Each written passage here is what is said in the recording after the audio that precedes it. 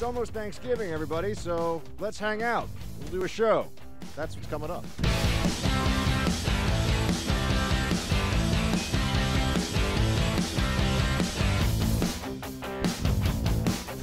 Welcome to the Buck Texas Show, everybody. Wednesday before Thanksgiving. A lot of people are off today. A lot of people in the media business are taking their vacation. You will notice that here I am in the Freedom Hut with producer Brandon. We are holding down the fort. We are on the front lines of freedom right now, not just running off to eat our turkeys and our mashed potatoes and obviously stuffing. I also have to say that I think stuffing should become something that you don't just eat on Thanksgiving. Now, people might say to me, Buck, how would you know? There's gluten-free stuffing, and it is amazing. Because all stuffing is fantastic. It's just an excuse to eat little cubes of seasoned bread, and then whatever other food you want, you drip into that. And you turn into this like mush that absorbs all the other, the turkey gravy, the cranberry sauce, whatever other, this is the... For someone who has had just a box of croutons to eat, stuffing is my jam. You respect it. Yeah, exactly. I mean, all you need to do is take a box of croutons, add some water, kind of mush it up, put it in the microwave. Bam! Something like that, yeah. Instant stuffing. Boom. Mind's blown, everybody at home. No, we are going to talk some news today, obviously. I'm not just going to bring you here to hang out and talk about Thanksgiving things. Although I do have this vision in my head that as all of you listen to this show, you are, well, some of you will be on the road or in the air. If you've downloaded the show on podcast, you could listen because everyone travels not everybody, but a lot of people travel quite a distance. They travel quite a bit in order to get to see loved ones over this holiday. And so I feel like I'm hoping that I'm keeping you company for either your Thanksgiving travel or your pre-Thanksgiving feast preparations. Because my understanding is, that turkey can take a really long time, especially if you have to thaw it. So I guess you're not sitting there watching the turkey thaw. That wouldn't be the most exciting thing ever. But there are certainly things that one can do to get ahead of the game. My family, we always have quite a spread of treats and sweets and things before the main meal. And you pretty much have had a meal before you sit down for the big game. This year, I might try to leave a little extra room. So anyway, we'll get more into Thanksgiving, how people are triggered by Thanksgiving now. It's a colonial holiday. Nothing can be fun. Nothing can be something that brings all the American people. It's not a religious holiday. You can imbue it with your own religious significance if you want, but even still, the truth here is that it's something that we can't even look at as a universal, outside the jurisdiction of wokeness and political correctness holiday. I don't want to spend too much time on that, though. Hunter Biden back in the news today. Oh man, you can tell I've got a little bit of the pre-holiday time to roll. Let's get out there and party vibe going here. But I'm gonna do the show. It's gonna be a strong show today. It's gonna be a strong show. It's not a. By the way, this is some people do their Thanksgiving Wednesday show like a week in advance or something. No, none of that. None of that weak sauce here. None of that weak thin gravy in the Freedom Hut. We're doing a real show. Producer Brandon's here. Does he want to be here? No. He wants to be sitting, eating a giant turkey drumstick, hanging out, probably watching football, but instead we're doing a show. Hunter Biden back in the news. Let's get into that for a moment, shall we? He's back in the news because there is a report from the New York Post that says that Hunter Biden is this is what it says. Hunter Biden suspected of smoking crack in D.C. strip club VIP room. Now, to this I say, this is just an allegation. There's no proof of this yet. And perhaps Hunter Biden just needed to find a quiet place to read up on strategies to improve the efficiencies of the Ukrainian natural gas market, because we know he's quite an expert in that.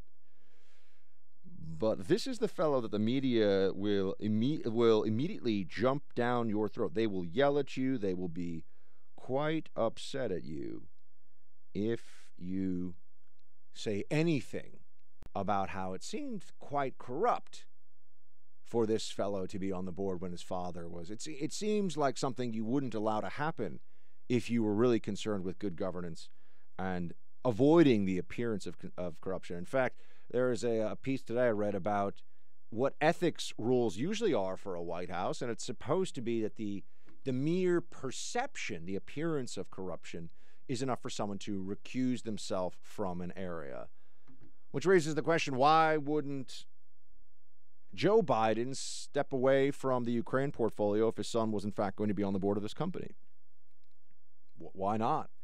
What is there to lose? We have so many experts on Ukraine, as you've seen. We've had all these people come forward who, I've been working on Ukraine for the National Security Council for the last 15 years. I'm the world's greatest expert on Ukraine. All these different figures, all these folks coming forward to tell us what needs to happen with Russia and Ukraine.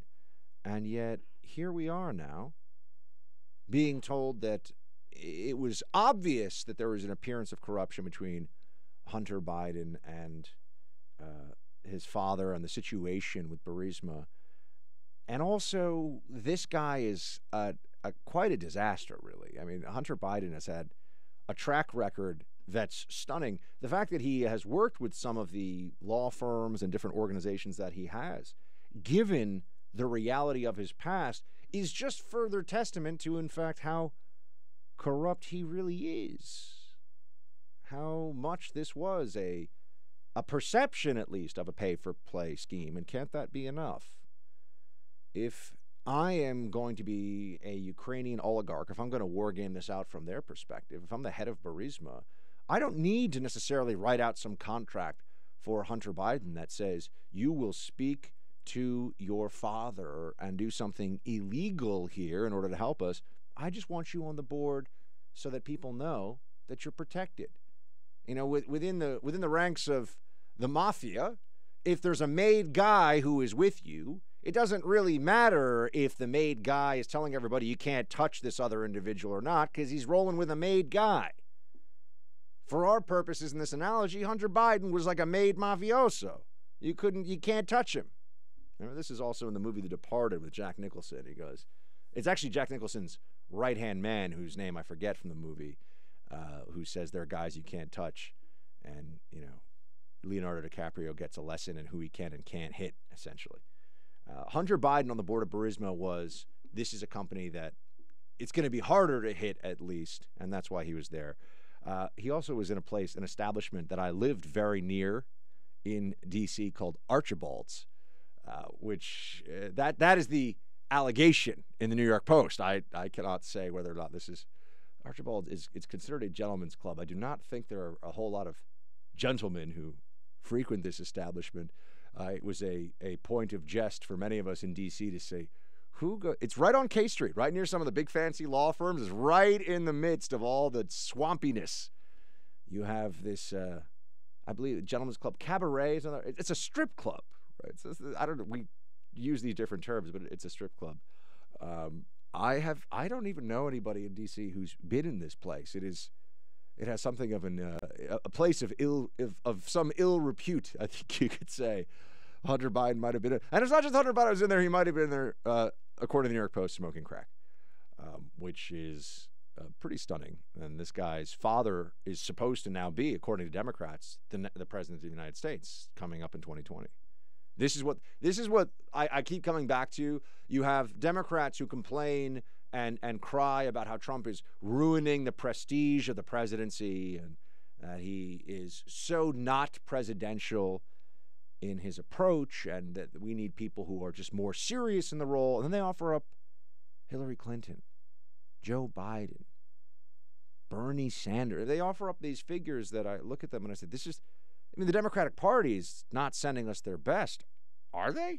Is this really their best? I think they would have to answer yes. They have no other alternative right now. People are very concerned in Democrat ranks. I'm starting to see this percolating through the media. You'll also hear people behind closed doors and in back channel talking about this, that if Bernie or perhaps even Warren were to get the nomination, certainly Bernie, it has been said that Barack Obama might speak out against, or I should say before he could get the nomination, if it looks like he would, Barack Obama may speak out against Bernie Sanders. That would cause quite a fracture in the Democratic Party. And I'm not sure how they would really be able to handle that unless there was some plan to put a long shot, or not, I shouldn't say long shot, a as yet undeclared candidate in the mix. and this is where we get into is it Hillary? Is it Michelle Obama? People have thrown around the name Oprah here as well. Look, how could anyone say that Oprah wouldn't be a serious candidate when you see the candidacy that Donald Trump was able to run as somebody who really understands media? Donald Trump is a free media genius. This is how he was able to beat Hillary Clinton. He understands how to create a story, how to create drama and tension through the press. And they always think that because they're able to put their spin on things, that they're doing more damage to Trump than benefit that he's getting out of it. The reality is that they're often showing everybody who they are and shining the light on Trump or some issue that he wants to talk about. So Hunter Biden and the corruption situation is going to continue to be a problem for Democrats. I'll never forget Anderson Cooper, the only really memorable moment of whatever Democrat debate that was, where he said there's no evidence or without evidence to Joe Biden that you did anything wrong in Ukraine. Well, no, there's no allegation of criminal conduct, but there's already proof of doing something wrong. What they did was gross. It was unethical. Just like they can make the claim that what President Trump did on that phone call with the Ukrainian President Zelensky, that was unethical. They can make that argument. I disagree with it. But it's not illegal. And the pretense that it is illegal, the make-believe story the Democrats tell themselves that if they just get upset enough about this and talk enough about this, they will manage to convince people that it was illegal, just goes to show you that they're willing to twist the law in ways that it is unrecognizable in order to go after the primary political opponent right now, who is Donald Trump. So we should look at this. By the way, I think it's Josh Hammer wrote a great piece in the New York Post where he's saying we have to stop focusing in. A lot of New York Post shout-outs today. I don't know what it's all about. The Post it's a good paper. It's got a good editorial page. Headline, best headlines in the business. I'll give them that. But the Post today has this piece by Josh Hammer where he's talking about how by fighting on the issue of the quid pro quo, we're not really understanding what is at stake here and what the issues really are, because quid pro quos do happen all the time. Mick Mulvaney was right, even though he got just hammered for this. Mick Mulvaney was correct when he said there are quid pro quos in foreign policy all the time.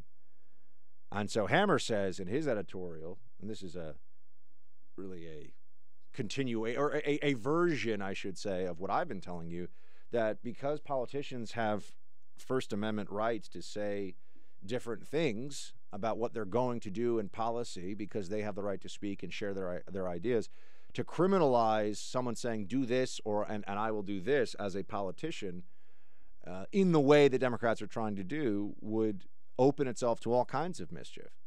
Then the issue of the quid pro quo just becomes, do Democrats like this quid pro quo or not? Is it an abuse of power or not based upon their perception of whether there is some benefit for the president? Bribery is a very specific thing. They have tried to expand the definition of bribery to include you're a politician who does things in the political realm. If this thing that you want done gets done, it would be good for you politically. Therefore, you're guilty of bribery? As I've been saying all along, this is absurd. That means that any political act could conceivably be construed as bribery, which just goes to show you that if everything is bribery, nothing is bribery. So I think that's it's gone into the level of silliness. It's absurd, but they're going to continue on with this. There's no doubt in my mind that Democrats are going to impeach this president. No doubt whatsoever, because there's no feasible way for them to back away at this point. They have to. They have to do this in their own minds. That's what's going to happen. And with that, my friends, I want to turn to a fellow from the DNC, vice chair, I believe, of the DNC, appeared yesterday on Fox News. Hold one second.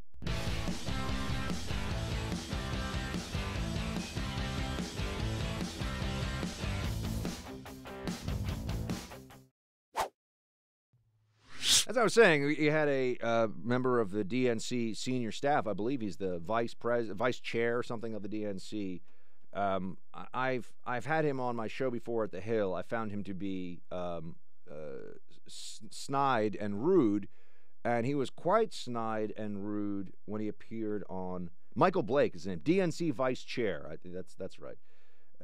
This is what he shows up on Fox News to talk about Democratic candidates, and this is what he does. Play clip 2.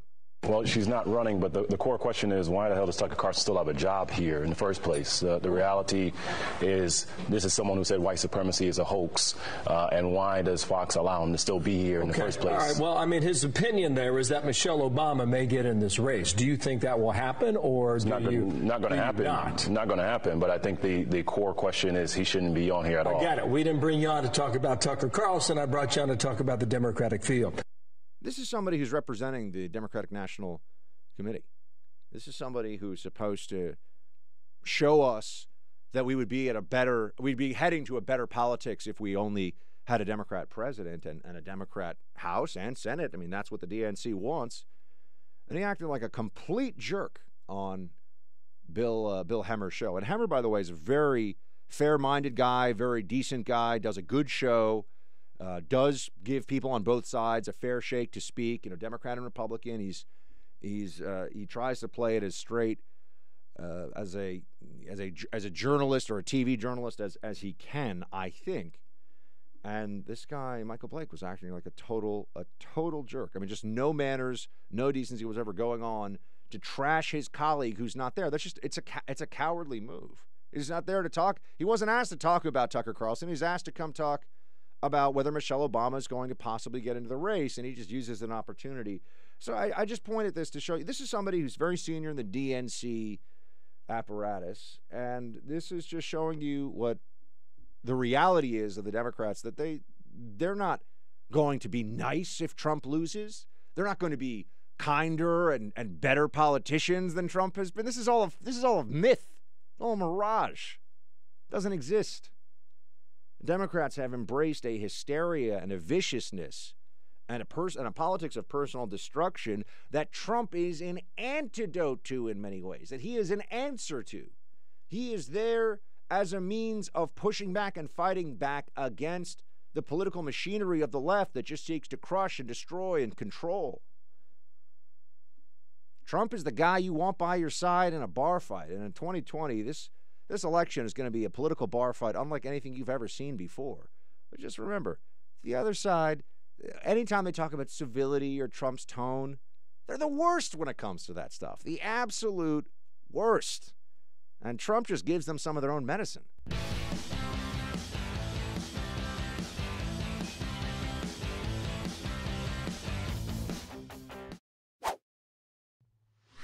Wishing you all a happy Thanksgiving.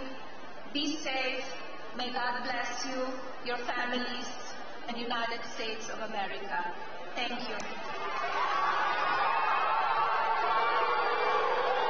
Thank you so much, First Lady. We appreciate you. That was First Lady Melania Trump, who is certainly arguably the most iconic from a fashion and style perspective, the most beautiful for those who care about the way the fashion magazines like to portray first ladies and how they're supposed to be a representation of America and all this stuff. I mean, First Lady Melania Trump is obviously stunning and highly fashionable, and all she does is talk about issues that are really non-political. You know, be nice to people. She's trying to say Happy Thanksgiving here, and people are booing her. You know, I was just talking to you a second ago about how you can't buy into the lie the left is going to want to tell you, or is telling you every day, that they're nicer, that the Republican Party is now a party of meanness because of Trump. No, Trump is in many ways a response to the viciousness of the left and the lack of any sense that there can be something that is non-political, that there are some areas where we can come together as Americans and be decent to each other and, come together and give thanks as a country and not have it be a political food fight and not have all the nonsense social justice warrior criticisms of Thanksgiving as a holiday.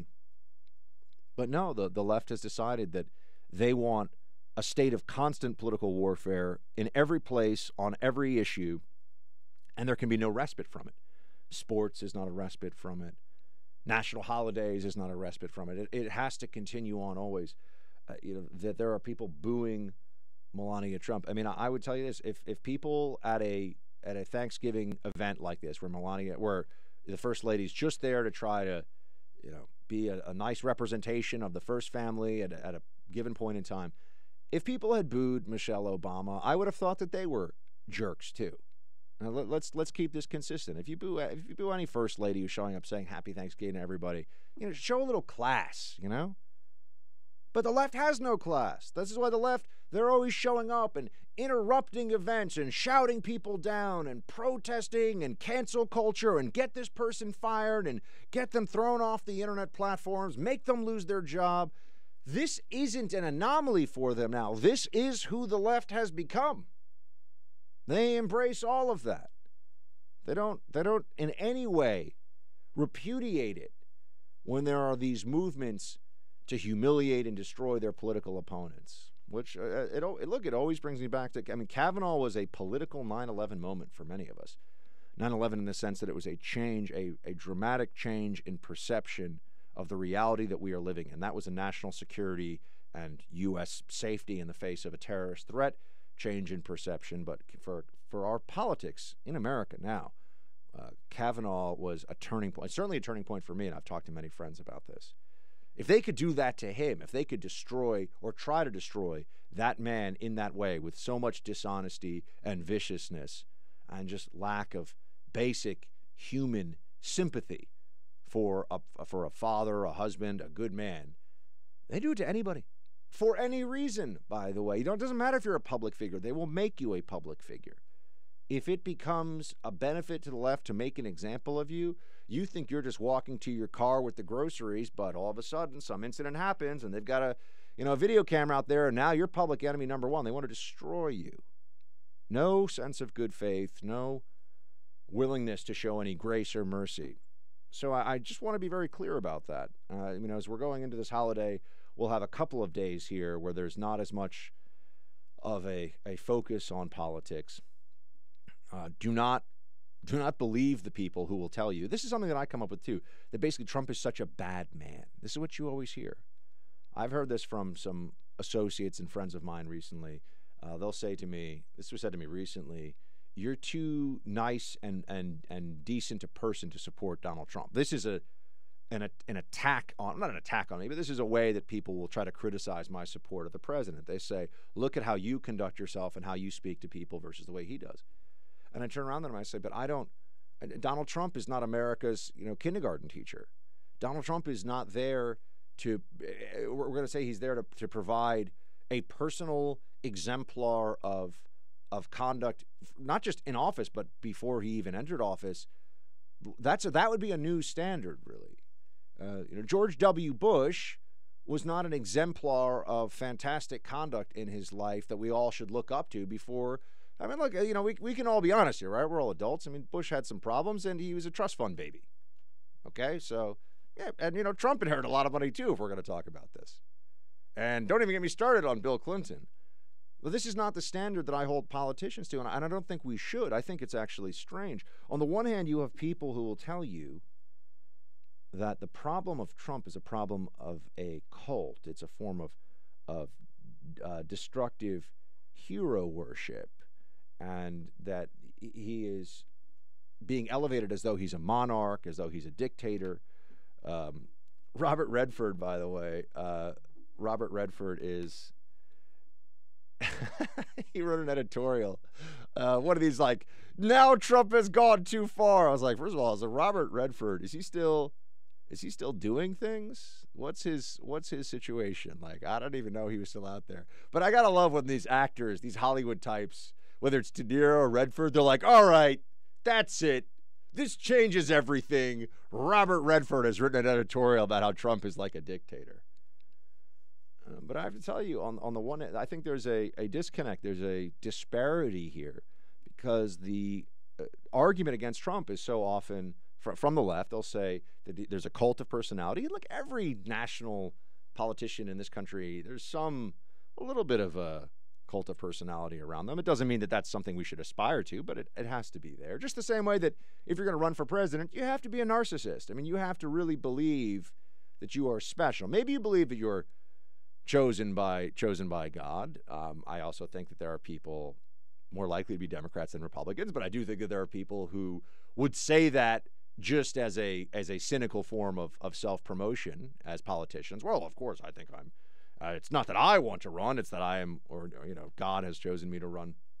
Some people believe it, some people don't. I can't see in their hearts. I don't know which politicians mean that, and which ones are being disingenuous. But they say that we are engaged in hero worship of Trump, but then they also will tell us that we are supposed to look to the president to be the example for our children, and that, oh, look at his language, or look what he did here, or what he said there. I view him as a person who is doing a job, and that's where I'd want to say today, transition for a moment into how we should be thankful for the job that he's doing. It is going so much better than we were told. I mean, if we're going to be thankful for, first and foremost, be thankful for your health, your family, and the fact that those of you who are, and most of Team Buck is here in America, not all. We've got Canada, military bases around the world. They're obviously American, but they're not in the 50 states right now. The ones who are international bases. And there's some other folks who listen in Israel, I know. So we have some people all over the world. But if you're listening to this and you are an American, you are incredibly lucky just by virtue of that fact.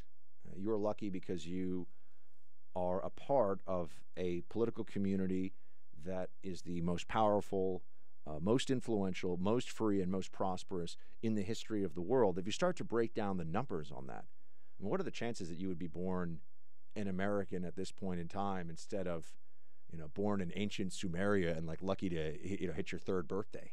I mean, if you look at the chances of being born at a time when people are starting to think about how soon we're going to hit, triple-digit life expectancy as the norm, and the amount of time that we have to pursue the life of the mind. And I know we don't do it as much as we should. And I really am thinking about cutting my cable cord, by the way. I think I'm going to do it. Yeah, the only reason I have it is so I can see news. I can see cable news coming in sometimes. But that's not. I don't think that's enough for me anymore. I get everything I need digitally, and I think it'd be better to just read more books and read more articles and just kind of bag it and watch Netflix and those things that I want. But anyway, you have, back to being thankful and not my cable news proclivity or lack thereof. Here's what I would say. We should all take a moment to be thankful for the most important things. Your loved ones, your health, and the fact that you are alive at this time. It is an amazing and glorious thing to be alive at this point in human history. I would also say, and I had a feeling this morning that I wasn't sure I was going to share with you or not, but I do think that things are particularly strong right now. Things are going very well. I get a little twinge of ominousness. There's something ominous over the horizon in 2020. I couldn't tell you what it is. I always say nobody can predict the future, and don't trust anybody who says they can. But we're going to head into some, this is where all the cliched analogies come up. The stormy waters. We're something, because right now things just feel a little bit too stable, positive, strong, and there are ups and downs, my friends. You look at what was said to be the future of a Trump presidency, what they were telling us would happen. You look at that, and then you see what's actually happening. And first of all, they obviously can, the Tom Friedmans and the Paul Krugmans, the New York Times editorial board, Washington Post editorial board, MSNBC analysts and anchors and CNN, and they were all so wrong that nobody should ever feel obligated to listen to them ever again about anything.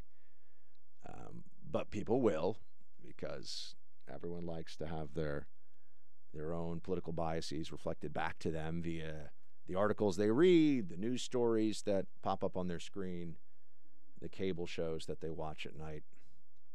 The smart people watch or listen to the Buck Sexton show because it keeps them safe and warm at night. Or they check out my man Jesse Kelly as well, who's also on Pluto TV, channel 248, The First. Give him a little shout out heading into Thanksgiving. The reality is that America is in an incredibly prosperous moment. We do not have a major war. I know we have military. We still have some military and combat operations going on. There's some sweeping up remnants of ISIS happening in Syria. There's still stabilization efforts in Afghanistan, which I think unfortunately in the long term are doomed to failure. But we don't have a war going on right now where we're losing hundreds of people a day, casualties in a war. That has been reality cyclically throughout our history. It's just a period of time that we tend to have this degree of peace. So as you go home and you are about to carve up the turkey and dole out the sweet potatoes with, I like it. My mom does an amazing, Mrs. Sexton, meaning my mom. There's not a Mrs. Sexton for me yet. We're working on it. My mom does amazing classic Thanksgiving feast, but she does the marshmallows with the sweet potato, the browned marshmallow on top of the sweet potato, which I got to say, it is decadent, but it is quite delicious. I would also tell you that marshmallows, I think, are generally an overrated food. That's right. It's not that good. You know, you're ever like, I just want to eat up a whole bunch of marshmallows? I don't think so. You got to burn them and put chocolate on. You burn anything and put chocolate on it, it's going to taste okay. So it's just carbon and chocolate. Back to the Thanksgiving, the part about being thankful right now. I don't sit around and make crazy predictions and then hope one of them comes true so I can tell you that I'm some kind of prophet or something. Other people do that on their radio shows. I don't like to do that here. We're going to hit something bad next year. I just have a feeling. I don't know what it is, but the election's going to be nasty. I'm not talking about that. We're going to hit something rough. And so I just know, I've been around long enough to know that you, wherever you are across the country, around the world, my fellow Americans, take a moment to feel the blessings that we really do have in this country right now. You have your individual blessings, then you have the more general, this period in time, this point in history blessings. And it's remarkable. I mean, this country, we are not in the midst of a huge war. We are not in the midst of a recession. You know, the biggest problem most of us deal with in terms of what the news is reporting on has to do with whether we're going to argue about politics or not. I know perhaps that's a place to transition.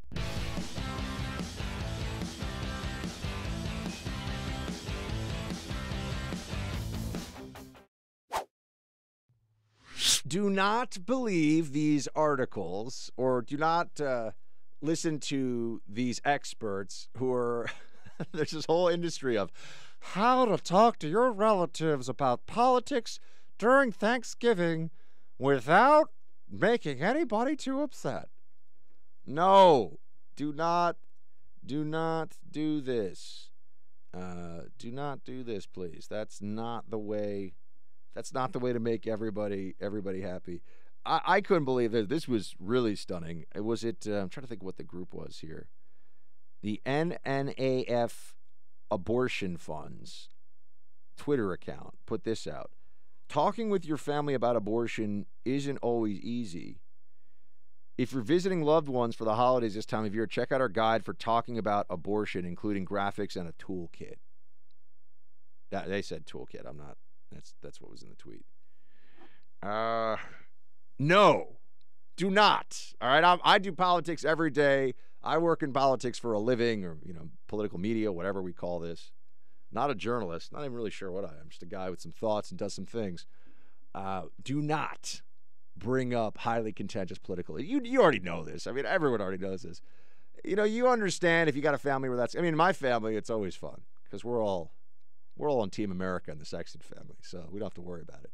But in other families, I know there's a little more sensitivity about this, and I've seen what can happen when these conversations go awry.